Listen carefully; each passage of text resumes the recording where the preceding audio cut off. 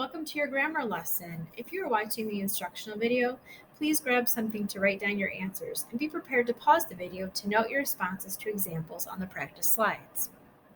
This is Unit 6, Lesson 2 on phrases and dependent clauses. The topics we will cover in this lesson are relative clauses, restrictive and non-restrictive clauses. These topics can be found in No Red Ink. Our learning target is I can correctly identify, use, and punctuate phrases and dependent clauses. Let's start with relative clauses. Relative clauses are a type of adjective clause. They describe nouns and answer questions like which one or how many. Relative clauses always begin with a relative pronoun or relative adverb. Some common relative pronouns are who, whom, whose, when, where, why, what, which, and that. Let's take a look at this example. Jack ordered a copy of the video game that everyone wants.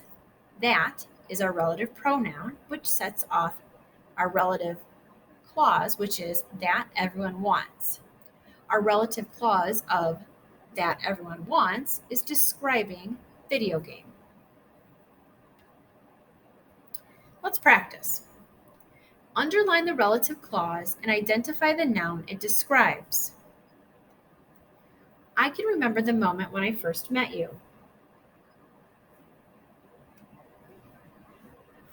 When I first met you is our relative clause, and it is describing moment.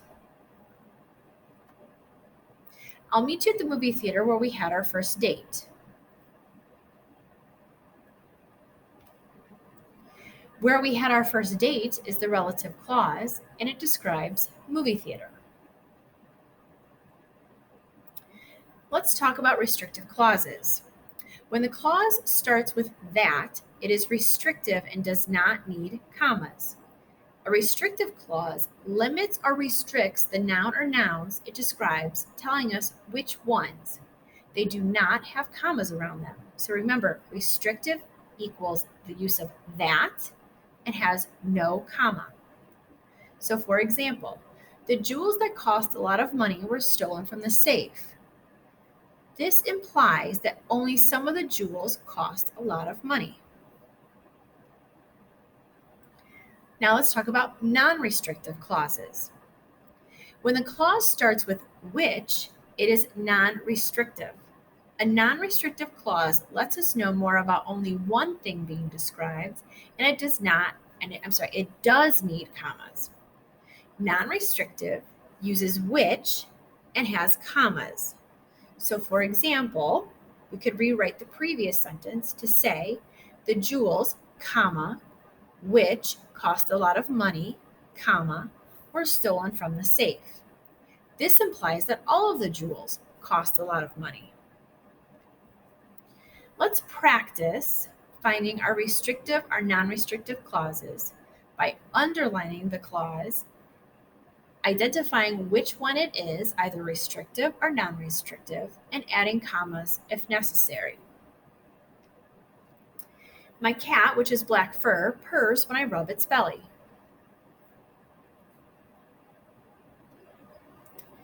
Which has black fur is our clause. It is non-restrictive, therefore it is set off with commas. Let's try another example. The sandwich that I brought has mayo on it. What is our clause? Is it restrictive or non-restrictive? And does it need commas? That I brought is our clause.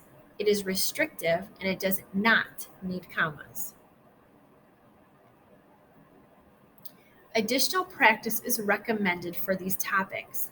They are very tricky, especially when it comes to knowing whether or not to use commas. Use the additional resources in No Red Ink for more practice. You can do a search for these key terms, relative clauses, restrictive clauses, and non-restrictive clauses, or you can use the links that are on our Canvas page. Good luck.